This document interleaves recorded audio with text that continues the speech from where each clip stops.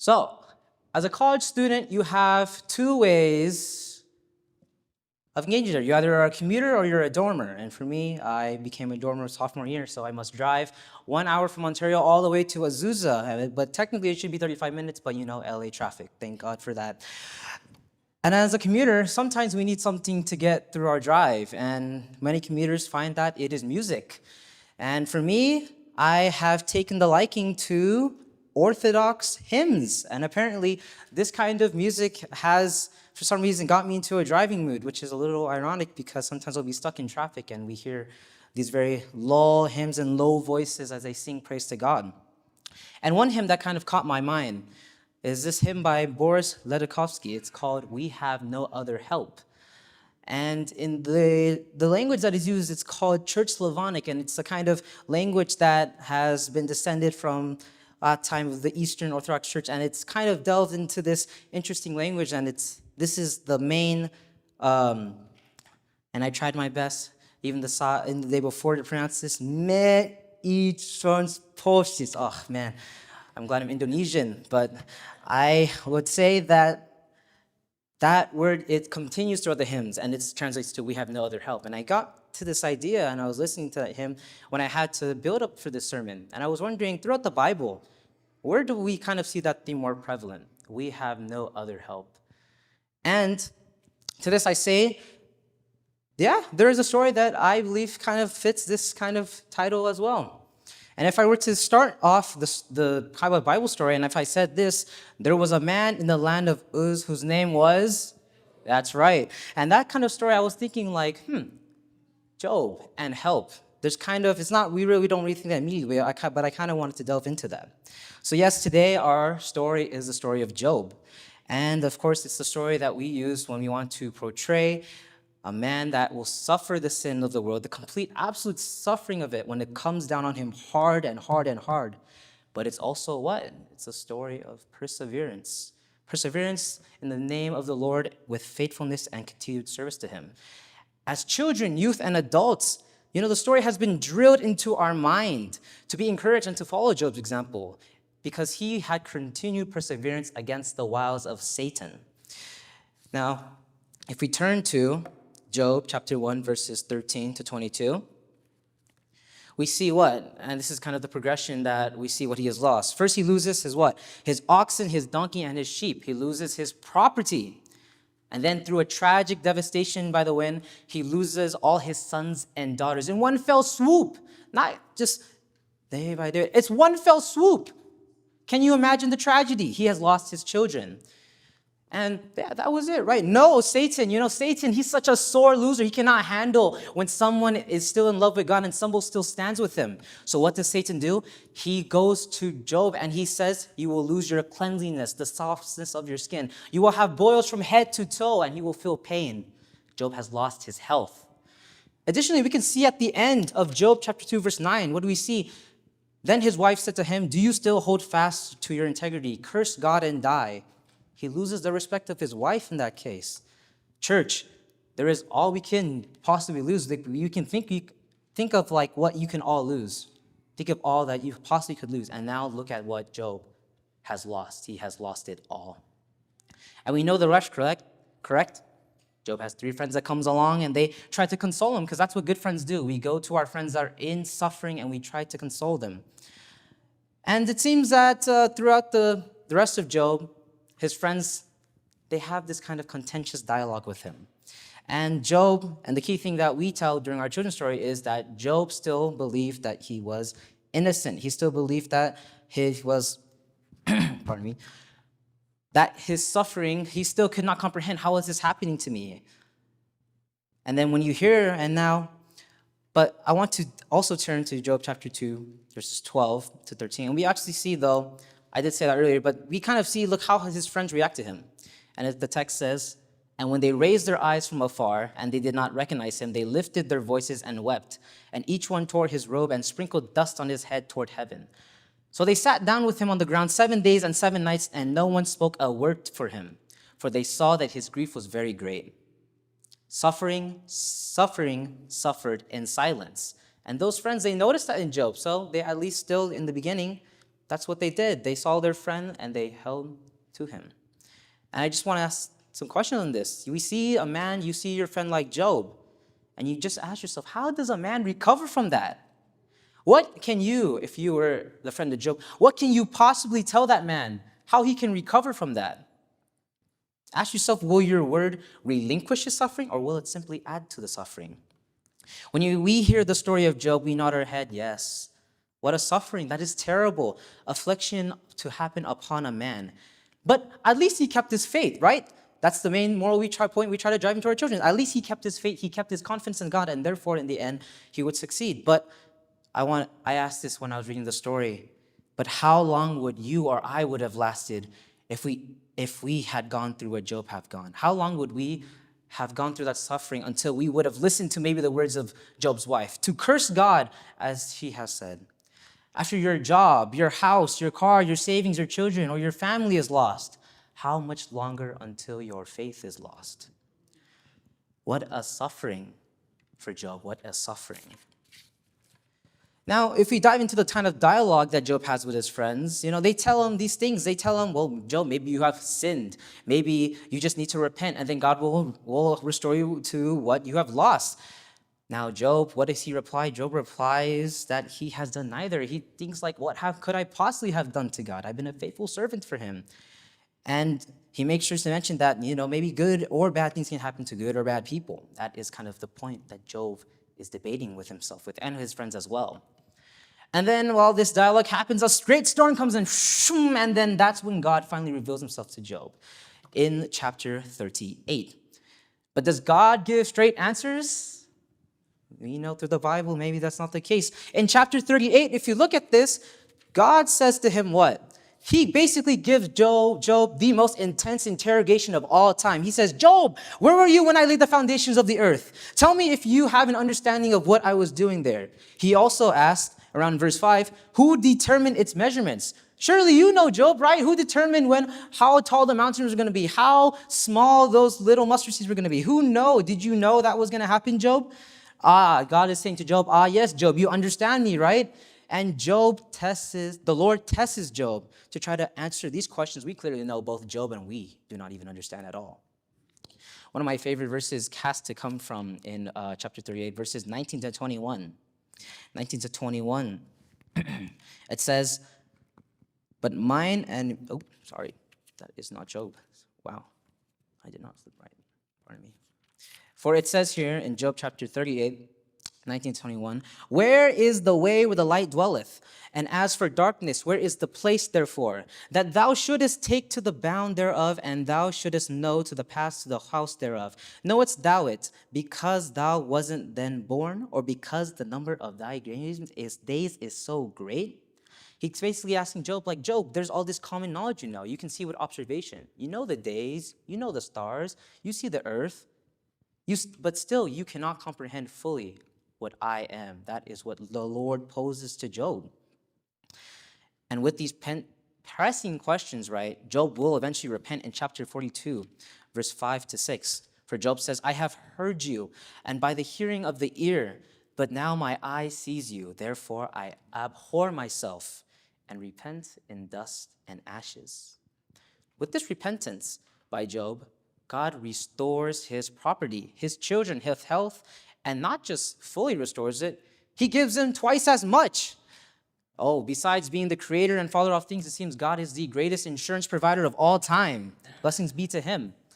Now, this is the story of Job, right? But if we look in our Bible, something is up. From the statement of the last friend, Zophar, in chapter 11, all the way to that first reveal in chapter 38, there's 27 chapters in between. It seems like have we not answered this story enough? And this is kind of where I want to focus. This is where I want to ask this question. Where was the help for Job? I want to go into kind of what were these friends saying to him and what caused him to get so defensive? And maybe we be able to see kind of where Job comes to that conclusion that there is no other help than God. So let us start in this great colloquy, or discussion that Job has with his friends in Job chapter 4. So, We first have up to the plate, we have Eliphaz the Temanite. And Eliphaz's words, they're kind of broken into three sections. The first speech is his in chapter 4, then Job in chapter 15, and then the third one in Job chapter 22. Now, Eliphaz, he's the first one, and he tries, it's always the hard one to be the first one up. You set the expectation about how we're going to go about this. And remember, the goal of the friends is we're trying to comfort Job. We're trying to help him.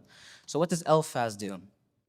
Eliphaz begins his attempt to comfort Job by first saying how much good he has done for others, and also by relaying this cryptic vision he received the night before. Let's look at, please, church, Job chapter 4, verses 4 to 5. For the text says, oh man, I need to get up. Chapter 4, verses 4 to 5. Thy word hath upholded him that was falling, and thou hast strengthened the feeble knees. But now it is come upon thee, and thou the faintest, that it toucheth thee, and thou art troubled. He's saying, like, Job, you have done so much good, my man. You have helped the weak stand up. You have encouraged others. So surely this must mean that you may be reconciled with everything you have lost. That's some sound advice, right? You do good, you probably should get good back. And then Eliphaz, he kind of takes this interesting 180 or some other direction, because in Job chapter 4, verses 12 to 21, let's read this. Eliphaz, he tells Job, I have received this dream, Job, last night, and I think this is relevant for this discussion, of a figure that he himself, Eliphaz, cannot even describe, but he asks him, the mystery figure in the dream, behold, happy is the man whom God correcteth. Therefore despise not the chastening of the Almighty, for he maketh sore, and bindeth up. He woundeth, and his hands make whole. He shall deliver thee. Oh man, it's a small Bible. Always mess it up. Shall a mortal man not be just in God? Shall a mortal man be put to his maker? Behold, he must put no trust in his servants, and his angels charged with folly. How much less in them than it is to dwell in the houses of clay, whose foundation is in the dust, which are crushed before the moth. The unknown dreamy force has basically kind of informed Eliphaz of this kind of thing of human fallibility. And even in verse 19, the angels,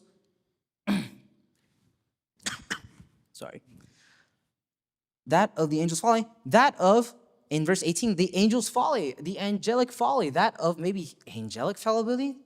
Man, what does Eliphaz mean here? What do you mean? This is some interesting advice.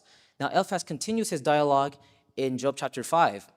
Now, this is where Eliphaz kind of digs into the role of God in Job's suffering. In Job chapter 5, verse 8 through 16, Eliphaz is kind of saying here, Job, listen, if I were you, and he says in verse 8, I would seek unto God, and unto God I would commit my cause.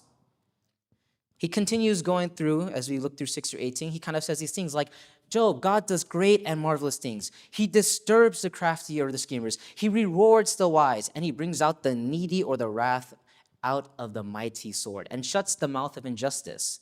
So please, Job, just put your trust in him. Now, more sound advice, right? Put your trust in God. He is all these things. But it seems that Job, his suffering is too great. His reply in chapter 6 is that Eliphaz, what are you talking about? In Job chapter 6, verse 3, his suffering is heavier than the sands of the sea, which the words are swallowed up in. And in the next verse, he says, for the arrow of the Almighty are within me. Brothers and sisters, when is the only time arrows will be in you? It's when someone loads up an arrow and deliberately shoots it at you, right? That is kind of what Job is saying here. Now he has declared, now I want to ask, has he declared himself against God? Has he said like, oh, God's my enemy for shooting arrows into me? I would say no, but he still kind of maintains faith, but it is being questioned. Job is crying out, God, why are there arrows in me? Why am I feeling pain? Why am I suffering? And does he not have a right to such questions? And I believe we are no different. Losses in our lives bring us to question what God has in store for us. Lord, should I be feeling this? Should I be losing all these things? Should I be feeling this way, this pain? That is what we may ask. And those losses in our lives, when they bring us to question God, it's not kind of what we have lost that matters. It's what we do after we have lost it. What do we do with our faith that matters right after? Now, you can see the emotions are running high with Job. Job, at the end of chapter 6, he basically dares his friends at the end of the chapter to test his questioning of his suffering. Teach me, he says, and I will hold my tongue, and cause me to understand what I've erred. He dares to them. He is now being driven to call out in Job chapter 7, verse 11, therefore I will not refrain my mouth. I will speak in anguish of my spirit, and I will complain in the bitterness of my soul. Job, he will not shy away from expressing his rage and anguish, but he also still has a tragic view on life. If we look at Job chapter 7, verse 16, he says this, I loathe it. I will not live always. Let me alone, for my days are vanity. Other translations kind of put this more vividly. For my days are but a breath. Do not doubt the human ability to suffer, because if we seek to suffer, then we will suffer. But also know this, we will suffer even when we try to actively avoid suffering. But now, if we haven't also understood this yet, in this part and this last verse in chapter 7, Job is kind of basically wishing for death.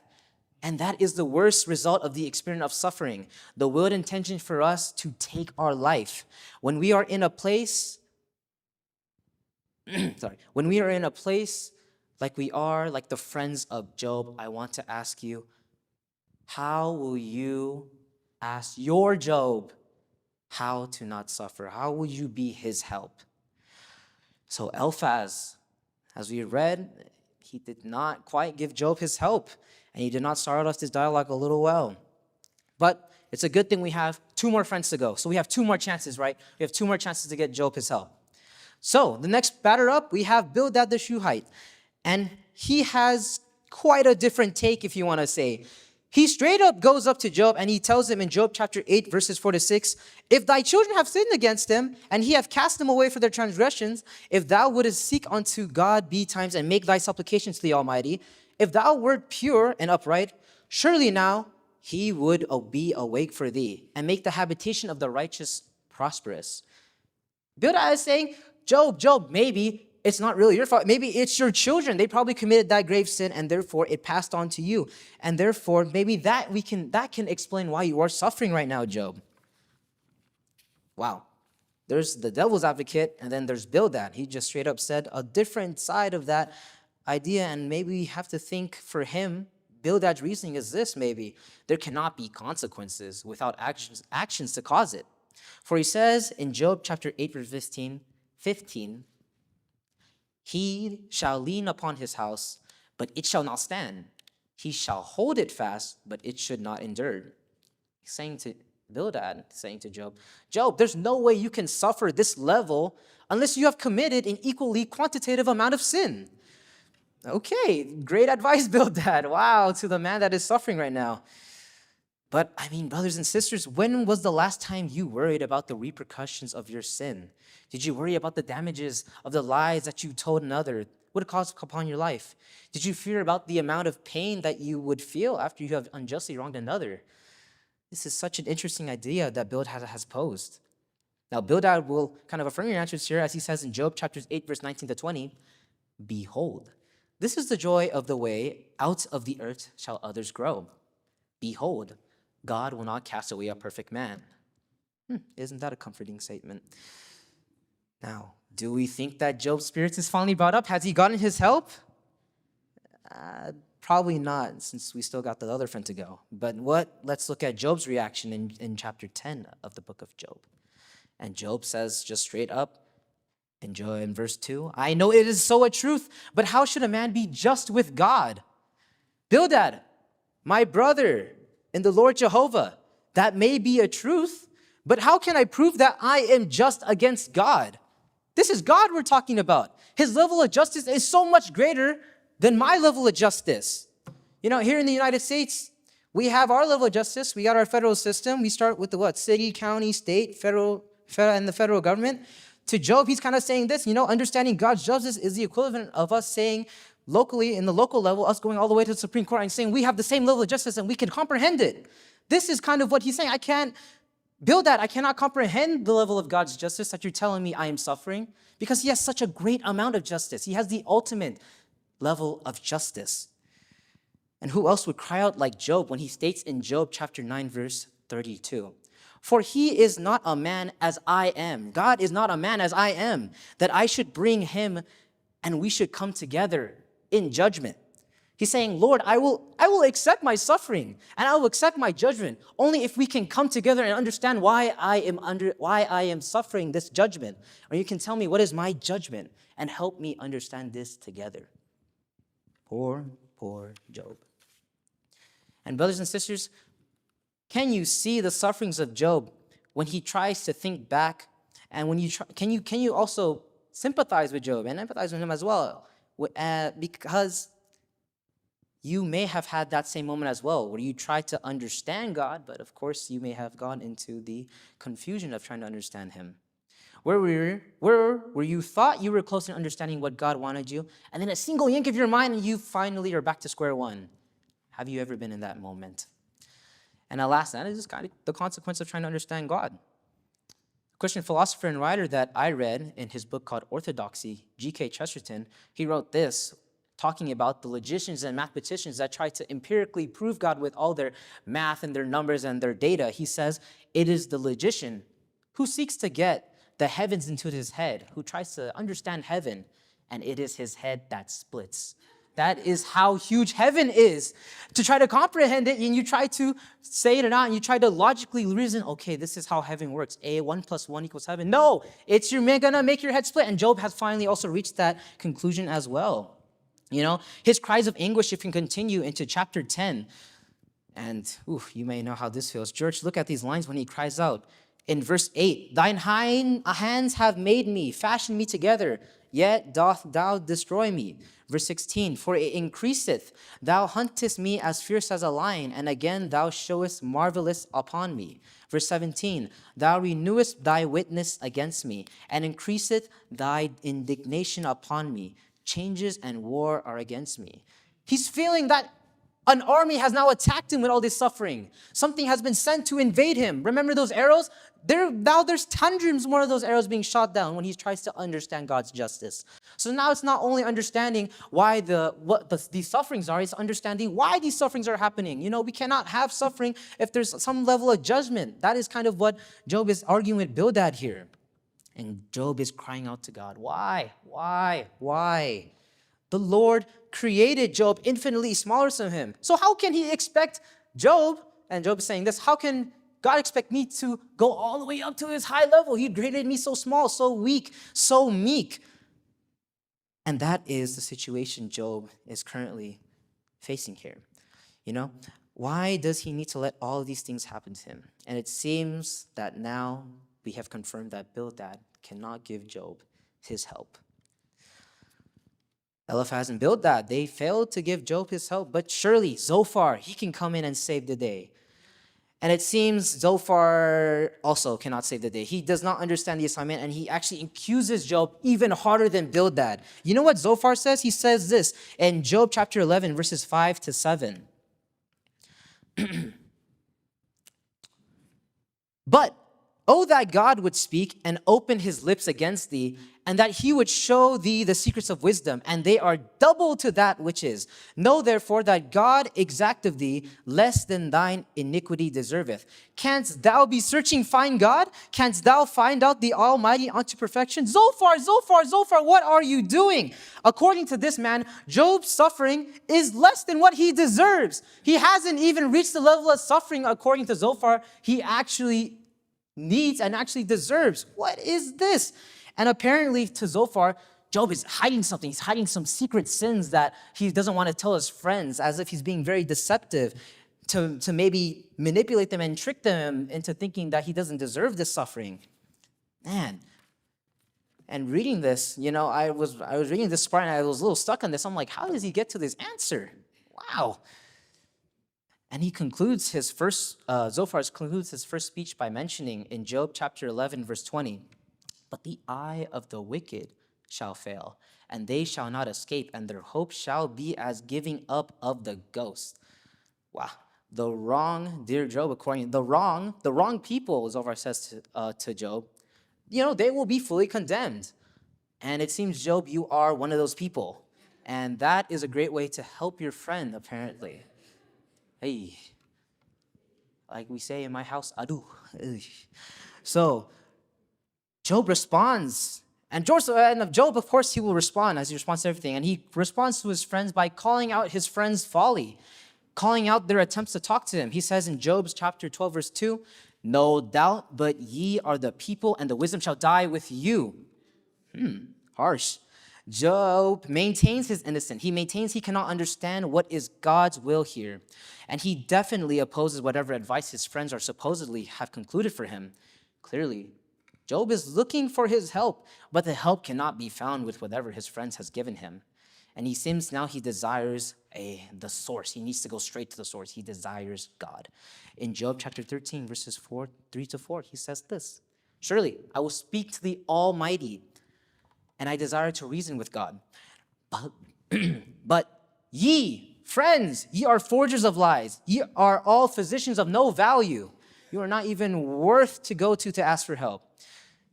Job, he goes up to the restaurant. He doesn't need the cashier. He doesn't need the manager. He doesn't even need the current CEO. He needs to go straight to the original founder. That is what Job is seeking.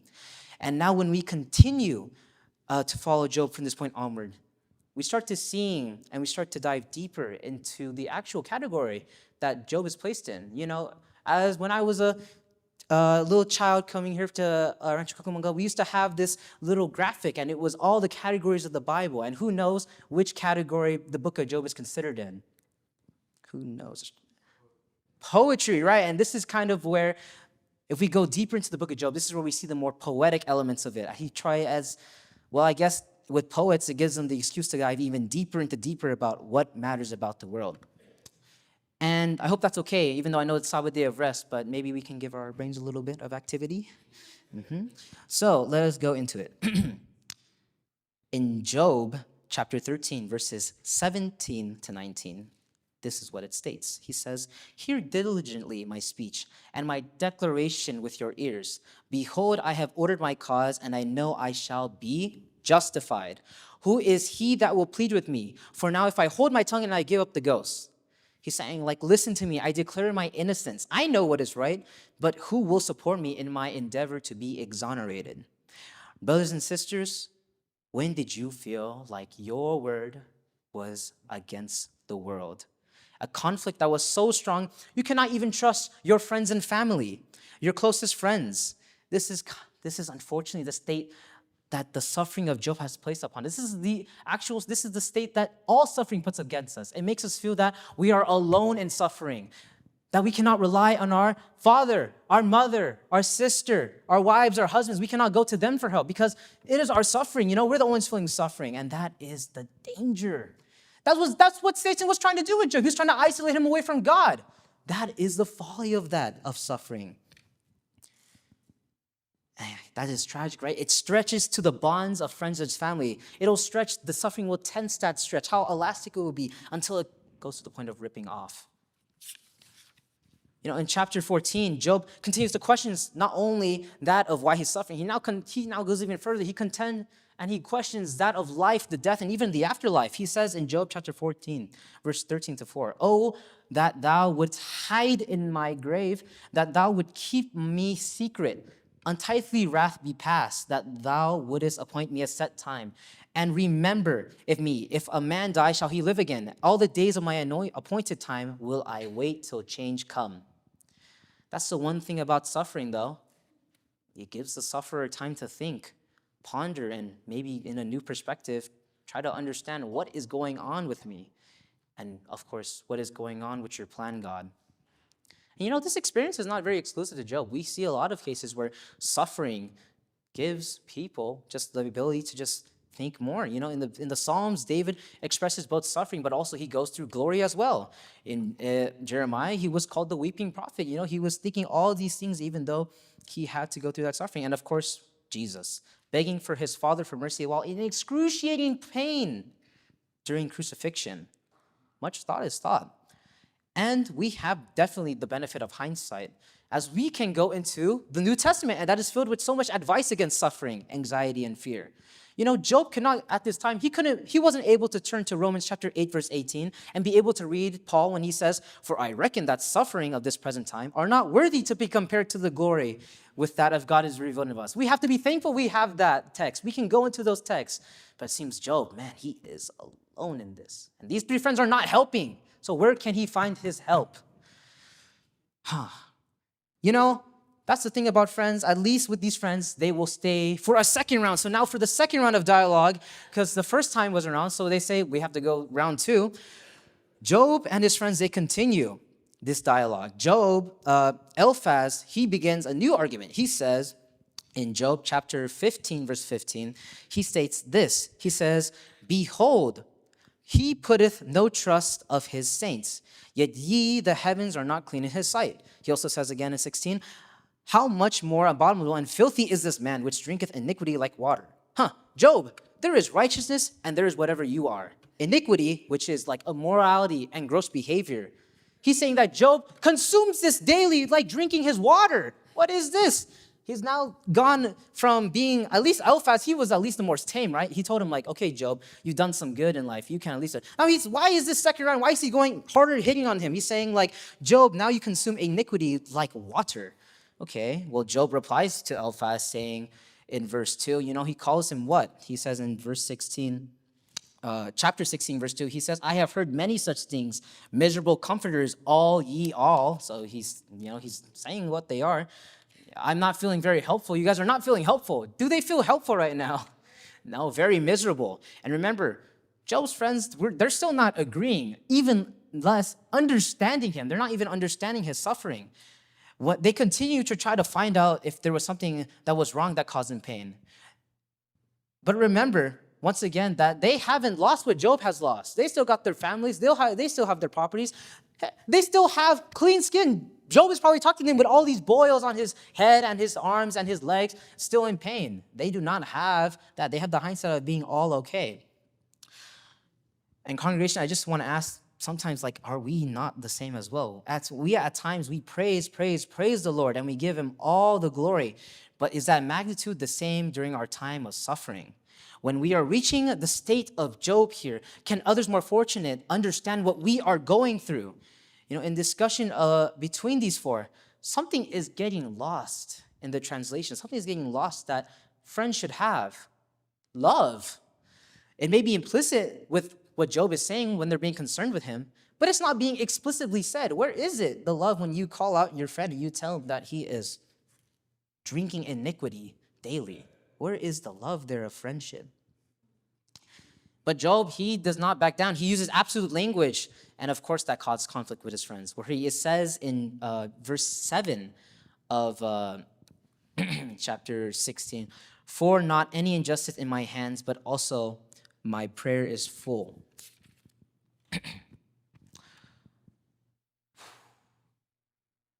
Now, there's a word that sometimes I've also heard as well with the story of Job, but I haven't quite heard yet. The word is hope.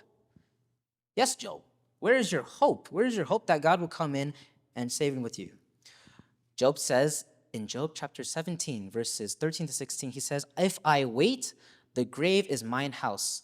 I have made in my bed, and in my darkness I have said to corruption, Thou art my father, to the worm. Thou art my mother and my sister. And where is now my hope? As for my hope, who shall see it? They shall go down to the bars of the pit, when thou or other of the rest together is in the dust." Where is his hope? Job poses us that he will see it eventually in this pit. You know what this pit was in other versions and in the Hebrew as well? Sheol. And what was Sheol? That was like the equivalent of the underworld, that of hell. Okay? But it seems it will, apparently to Job, his hope will appear there when he reaches that place. That is something. And Bildad, he wants to, I think maybe he comes in and he tries to add on too. So he says in Job chapter 18, verses 20 to 21, he says this, "They that come after him shall be astonished at his day, as they that went before him were also affrighted. Surely such are the dwellings of the wicked, and this is the place of him that knoweth not God." He's saying like, Job, can we at least not agree only the wicked are destined to the dwellings of the wickedness? For that is their only place for not knowing God. Job's reply, Bildad, I am still innocent. You have said this thing, the same thing, in the ones, in the fives, and now in the tens of times, and I still do not acquiesce that I am guilty of something. Job continues to declare. He declares in Job chapter 19, verse 7 through 9, Behold, I cry out that I am not heard. I cry aloud, but there is no judgment. He hath fenced up my way, and I cannot pass. And he hath set the darkness in my path. He hath stripped of my glory, and taken the crown from my head. And after he has concluded that, we get to hear from Zophar again. And Zophar's final statement, and once again, he continues to try to get Job to admit his hidden sins. He states in Job chapter 20, verses 12 to 13, verse 12, Though wickedness be sweet in his mouth, though he hide it under his tongue, though he spare it and forsake it not, and keep it still within his mouth. Saying like the wickedness within Job, it still must be within him. We all know how tempting wickedness must be for us. It is sweet for wickedness. Wickedness, that's where the pleasure is. That's where we must go if you want to feel good, right? Wickedness is also so easy to do, it seems. To steal from others, to lie from others, to hurt others, to engage in this sinful activity, it does not take much to do. It does not take much to commit wickedness, right? But it takes all you have to commit righteousness. This concept is one, I think, why Job is fighting so hard against his friends. We mentioned what Job has lost: his property, his family, his health. His faith to God and the righteousness he held to the Lord was not mentioned. Could he be fighting to hold this because this is the one thing he has left of him? He has lost all else.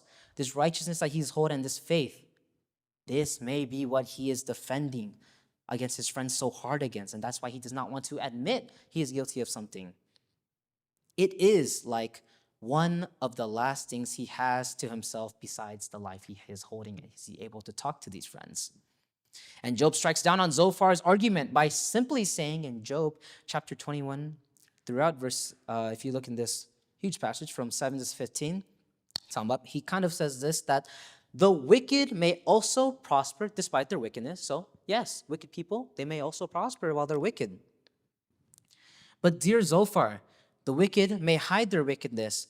But if that is so, why hasn't every wicked man been struck down already? If there are, you say to me that I'm wicked, okay, therefore I should be punished as a wicked person. There are wicked people all over the land of Uz. Why have they not been punished yet? Zophar, do you not understand your statement here? Okay. He says in verse 9, their houses are safe from fear, neither is the rod of God upon them. God has not even scrutinized them. He hasn't even used his own authority against them. And those are wicked people. You're saying I'm wicked too? Look at those wicked people. And he tackles Zophar's point of the dwellings of the wicked, that one earlier. For Job says this in Job chapter 21, verses 27 to 30. He says this, Behold, I know your thoughts and the devices which ye wrongfully imagine against me. For ye say, Where is the house of the prince? And where are the dwelling places of the wicked? Have ye not asked them that go by the way? And do ye not know their token, that the wicked is reserved to the day of destruction? They shall be brought forth to the day of wrath. There is a day set for those wicked people. And Job hits Zophar with this final piece of word. How then comfort yet me in vain, seeing in your answers remaineth in falsehood. Wow. This line must have hit Zophar really hard, or in the words of the youth, Job cooked. And this, he hits Zophar really hard, because Zophar never makes another comment throughout the rest of the book of Job ever again. Job. With Zophar gone, we have left Eliphaz and Bildad to give Job his help. And they try once more again. Maybe they had a group huddle. We have to get Job. We need to help him somehow. Maybe we should change up our statements. Yeah. And Eliphaz states in Job chapter 22, verses 7 through 8, Thou hast not given water to the weary. Thou hast not given water to the weary to drink, and thou hast withholden bread from the hungry. But as for the mighty man, he hath the earth, and the honorable man dwelt in it. What is this? Didn't Eliphaz not say earlier in Job chapter 4, verse 4 through 5, thy word have upholden him that was falling, and thou hast strengthened the feeble knees, but now it is time to come upon thee, and thou faintest, and it toucheth thee, and thou art troubled. What? Eliphaz has just switched around. He has now switched to that earlier argument, and he's now switched it around to mean the opposite? What? Eliphaz, you said Job did a good job. He did it good in your first piece of advice. And then you switch it up to state how you think now, maybe actually, no, he has caused harm against the weary. Now, this is kind of one of the most vivid points of evidence that kind of truly shows how the friends really cannot comprehend Job's suffering. They're trying to spin all these arguments and all this advice against him, but it ends up just sounding very wrong. And how could they? Like I said earlier, they have the luxury of still having their property, their family, their health, and yet they sit with Job and they accuse him of committing some kind of transgression. Bildad does not fare equally as well. He actually does not even add much to his earlier argument. You can see with your own eyes the substance of his word as he has what I have believed the shortest chapter throughout the entire book in Job chapter 25. Look at this chapter. Wow. He says, Then answered Bildad the Shuhite and said, dominion and fear are with him. He maketh peace in his high places. Is there any number of his armies? And upon whom doth not his light arises? How then can man be justified with God? Or how can he clean that is born of a woman? Behold, even to the moon, and it shineth not, yea, the stars are not pure in his sight. How much less then is this worm and the son of man, which is a worm? And verse 4, you read that line. How then can man be justified with God? Or how can he clean that is born of a woman? I think Bildad, he needs his ears checked because those were the exact words Job was saying earlier when he replied to him in chapter 9. Remember, Job was trying to comprehend the sense of justice that God had. Bildad just said it again, but just twisted it to his own argument with no substance. And Job replies to these final arguments by his friends by holding his innocence and maintains confusion about God once. Job's ultimate reply to both of these is kind of divided into two parts. In Job chapter 7 through 8, he says, in chapter 28, there is a path which no fowl knoweth, which the vulture's eyes hath not seen. The lion's whelps have not trodden it, nor the fierce lion passed by it. Now in conjunction, later on in verse 27 and 28, Job says, then did he see it, and declare it, and he prepared it, ye and searched it out. And unto, verse 28, and unto man he said, behold the fear of the Lord, that is wisdom, and to depart from evil is understanding. Behold the fear of the Lord, that is wisdom, and to depart from evil is understanding. Church, now before we kind of go into this kind of summary of kind of what we've gone through these arguments, there's actually a little surprise. And did you know there was actually a fourth friend that actually came about and joined in the conversation as well? This is the surprise dialogue of Elihu. What? A fourth friend? We don't mention that in children's story? Well, that's right. A fourth friend appears in chapter 32 and has a dialogue with Job as well. And what makes Elihu so different? Oh, Elihu, he's the young one. He's the firebrand. He has the fire. He has the spirit. If he wants to say something, he'll just straight up say it. And you know what he says? He says this in verse 6. And Elihu, the son of Barachel the Buzite, answered and said, I am young, ye are very old. Wherefore I was afraid and durst not show you mine opinion. So he's saying like, man, you old people are arguing all the time. Let me show you what the youth has to show. I learned that very hard in college, that's not the good way to approach your upperclassmen, Stay in your zone. Stay in your humble zone. And Elihu, he did not get the message. So apologies for him. But for 5 chapters, Elihu kind of gives the longest takes on why Job is suffering and in God's place. He asks Job, you need to submit to God, Elihu says, no matter what. And he says in Job chapter 33, verses 12 to 14, behold, in this thou art not just. I will answer thee, that God is greater than man. Why doth thou strive against him? For he giveth not account of any of his matters.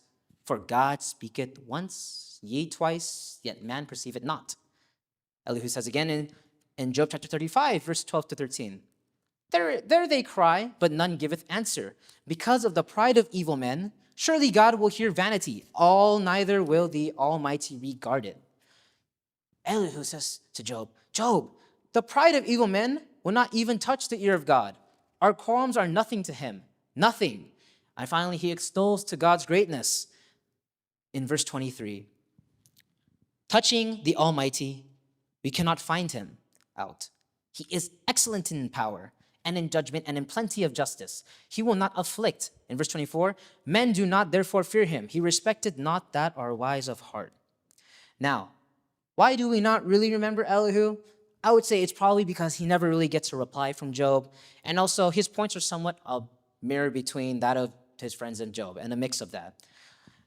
And I also believe it's because right after Elihu finishes, it's because God just comes in and fixes this entire mess and gives Job the help he needs immediately after Elihu finishes in chapter 37, as God reveals himself in chapter 38. God reveals himself to Job and his friends. And as we know, as I stated earlier when I gave that little quick summary, God will not answer why Job is suffering and give him the intense interrogation I mentioned earlier. Listen to this. In Job chapter 40, verses 2 to 4, these are some other things he has posed. The Lord poses to Job during his reveal. Shall he that contendeth with the Almighty instruct him? He that reproveth God, let him answer it. Then Job answered to God, this is Job's reply, Behold, I am vile. What shall I answer thee? Well, I will lay my hand upon my mouth. When faced with the presence of God, you will be filled with both glory and fear. And I cannot wait for that day to come. And it comes for every one of us, when we will fear his glory. But also, as we know, as Christians, as I said, he did not have the New Testament, we also can feel his love. Now, even though Job would reason this through the main idea, the idea of love, he would relate this through kind of the idea of God is all authoritative, it would be no surprise if God also held that idea because he is all loving, as we know. In Job chapter 42, once Job had repented, did you know this? God addressed Job's friends. After he's done with Job, he needs to go to those that did not give the help. He says this, and it was so. And after the Lord had spoken these unto Job, the Lord said to Eliphaz the Temanite, My wrath is kindled against thee and against thy two friends, for ye have not spoken of me the thing that is right, as my servant Job hath. Therefore take unto you now 7 bullocks and 7 rams, and now go to my servant Job and offer up yourself a burnt sacrifice, and my servant Job shall pray for you. For him will I accept, lest I deal with you after your folly, and ye have not spoken of me the thing which is right, like my servant Job. Ooh, caught. These 3 friends just got caught by God in not being true to him and using and invoking his name, not for the best of help, but not even for the purpose of God.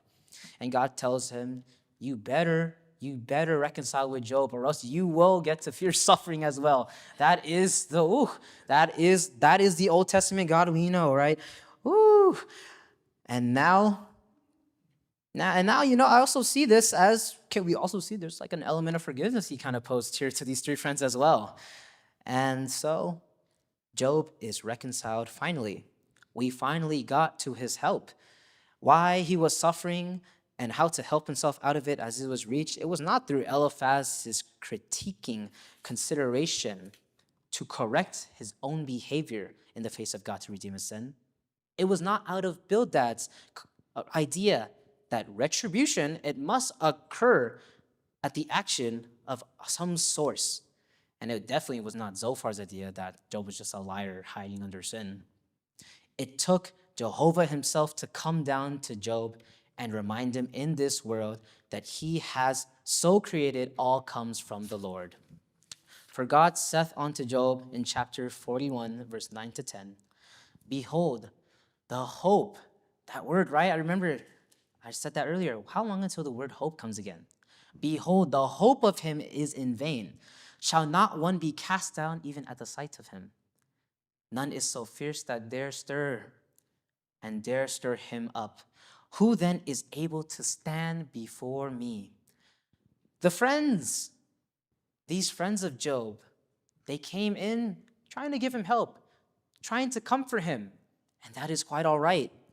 But these friends represent our earthly desire to try to understand the world, the life, and God.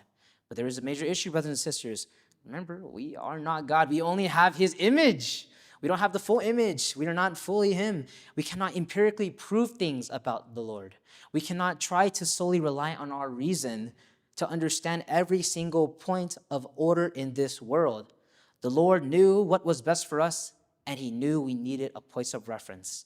That is why we have this. I'm so grateful we have this. We have the Bible. We can go to the Bible when we don't understand what exactly, Lord, why I'm suffering or what I need to do. We have the Bible we can turn to. This is why we also read Bible stories, and we make sure to tell our children these stories. We can tell the story of Job, because how else will we know how to suffer with hope, and with hope still pushing in the back of our minds that there is still an all-loving God with us that we can turn to. How else will we know that we still can have faith when we suffer in this world? Remember, my church family, living a Christian life on earth is an open test book with unfortunately never-ending problems. That is what we must face and we must face. And when we need help, we may not immediately want to get our help from our Eliphaz, Bildad, Zophar, or Elihu. Graciously, we have help. We have no other help, and it comes from God. Thank you, church. Oof.